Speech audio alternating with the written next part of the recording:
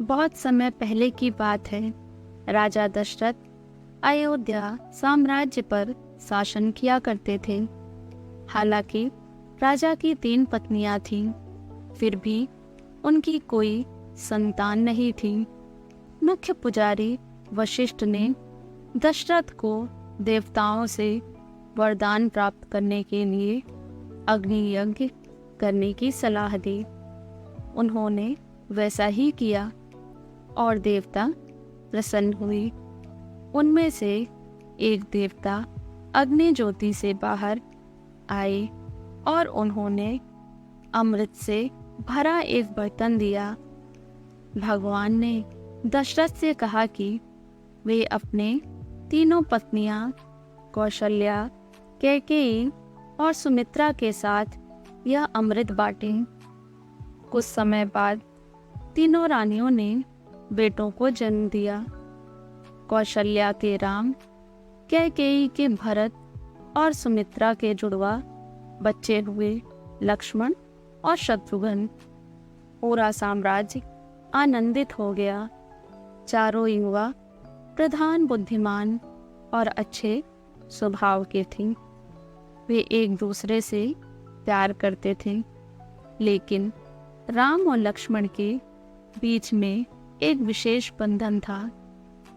एक दिन ऋषि विश्वामित्र दशरथ के पास आए और उनसे कहा कि वह एक राक्षस को मारने के लिए राम को जंगल में भेज दें, जो लगातार ऋषियों के अग्नि बलिदानों को बाधित कर रही थी।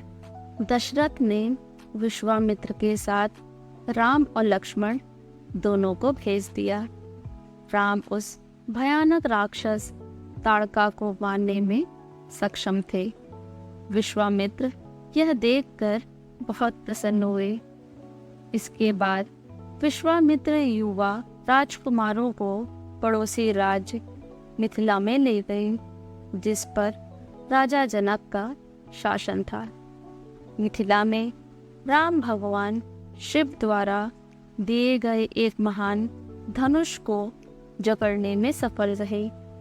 पहले भी बहुत से राजकुमार कोशिश कर चुके थे, परंतु वे सब असफल रहे।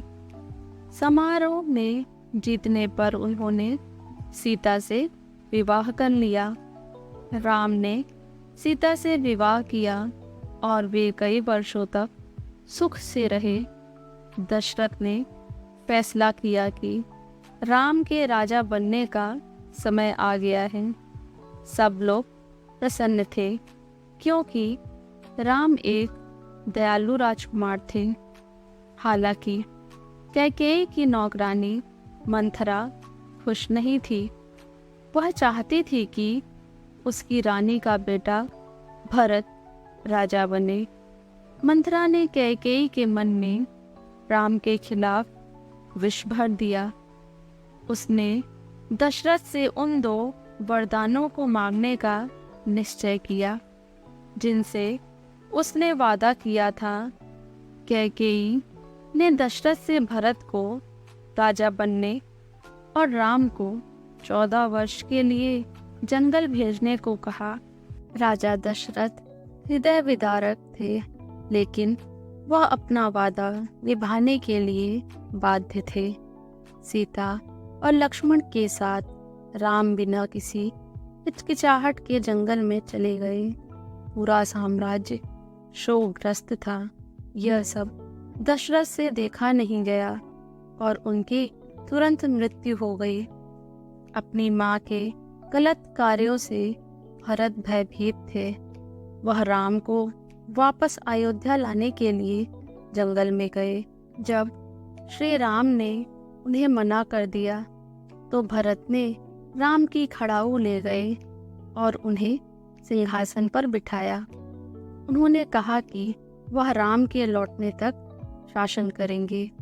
प्रकृति के खजाने की सुंदरता और शांति के बीच राम, सीता और लक्ष्मण वन में रहने लगे।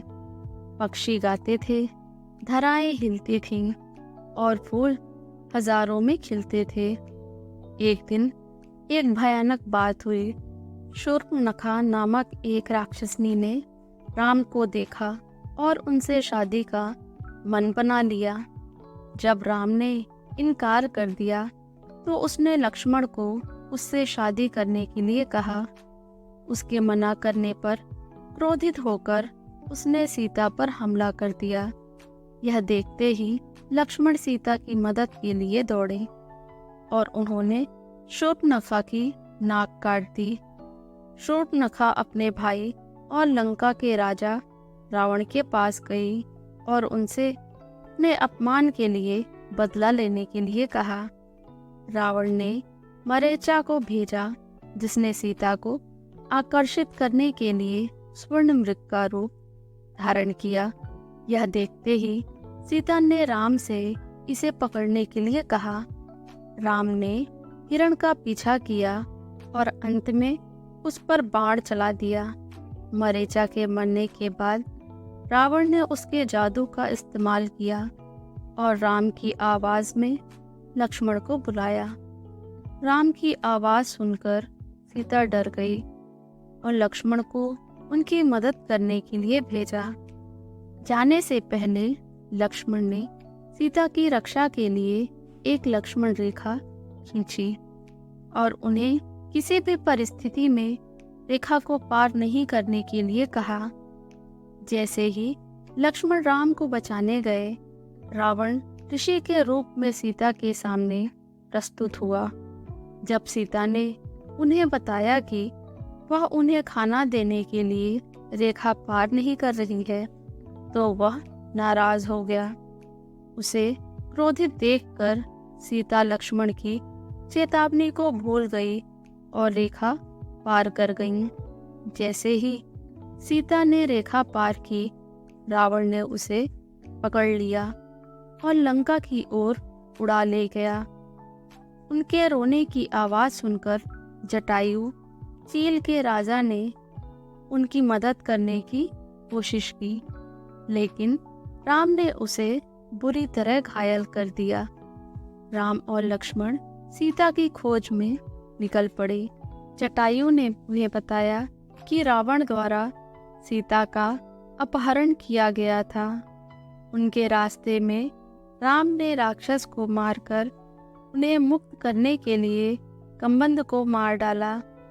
राक्षस ने उन्हें सुग्रीव से मिलने की सलाह दी, जो सीता को खोजने में राम की मदद कर सकते थे। उन्होंने दानव की सलाह ली और सुग्रीव से मुलाकात की। सुग्रीव ने राम को अपने भाई बाली का वध करने को कहा, जो सुग्रीव को बहुत परेशान करने लग गया था। यहाँ तक कि बाली ने सुग्रीव की पत्नी को भी उससे छीन लिया था। सुग्रीव की कहानी सुनने के बाद राम बाली का वध करने के लिए तैयार हो गए। राम ने बाली को हराया और सुग्रीव वानर राजा बने। अपना वादा निभाते हुए सुग्रीव ने अपने प्रमुख हनुमान और उनकी पूरी सेना को राम और लक्ष्मण की मदद करने के लिए कहा। राम ने सीता की खोज में हनुमान को भेजा। हनुमान ने सीता को रावण के महल के एक बगीचे में पाया। उन्होंने माता सीता को राम की अंगूठी दी और कहा कि वह आएंगे और उन्हें जल्द ही छुड़ा लेंगे। रावण का सिपाही हनुमान को पकड़कर रावण के पास ले गया। तब हनुमान ने रावण से सीता को मुक्त करने के लिए कहा, लेकिन रावण ने मना कर दिया। उन्होंने हनुमान को पकड़ लिया और उनकी पूंछ में आग लगा दी। हनुमान ने संपूर्ण लंका को कुछ ही मिनटों में आग की लपटों में छोड़ दिया। राम, लक्ष्मण और सुग्रीव ने फिर एक विशाल सेना बनाई। लंका के लिए एक पुल बनाया गया और सेना ने मार्च किया। एक भयंकर युद्ध शुरू हुआ। दोनों सेनाओं के हजारों महान योद्धा मारे गए। रावण की सेना हार रही थी। उसने अपने भाई कुंभकर्ण को बुलाया जिसे एक बार में 6 महीने तक सोने की आदत थी। खाने का एक पहाड़ खाने के बाद वह युद्ध के मैदान पर आतंकी हमले में दिखाई दिया। राम ने कुंभकर्ण का वध किया।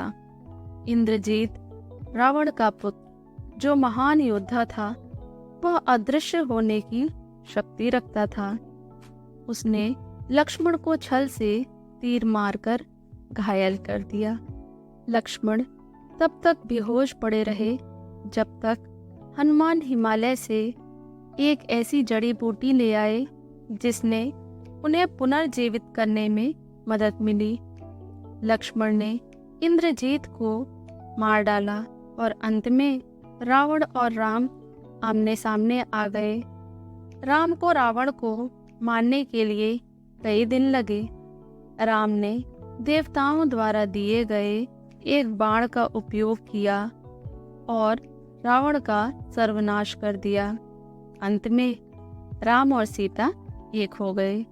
14 वर्ष का वनवास समाप्त हुआ और वे अयोध्या लौट आए। सभी लोग आनंदित हुए और उनके दर्शन करने के लिए एकत्रित हुए। समारोह कई दिनों तक चला। राम और सीता संपूर्ण अयोध्या में समृद्धि और खुशी ले आए थे। और ये थी हमारी आज की कहानी। कहानी पसंद आई हो तो वीडियो को लाइक करना ना भूलें। और अगर आप इस चैनल पे नए हैं और ऐसी कहानी और सुनना चाहते हैं तो चैनल को भी सब्सक्राइब कर लें और कहानी को अपने फ्रेंड्स और फैमिली मेम्बर्स के साथ ज़रूर शेयर करें। तब तक के लिए थैंक यू फॉर वॉचिंग। जय हिंद, जय भारत।